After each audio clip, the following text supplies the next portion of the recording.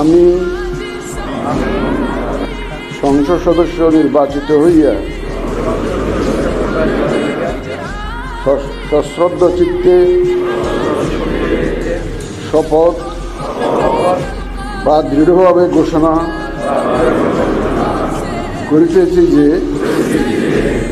আমি যে কর্তব্যভার গ্রহণ করিতে যাইতেছি তাহা আইন অনুযায়ী ও বিশ্বস্ততার সহিত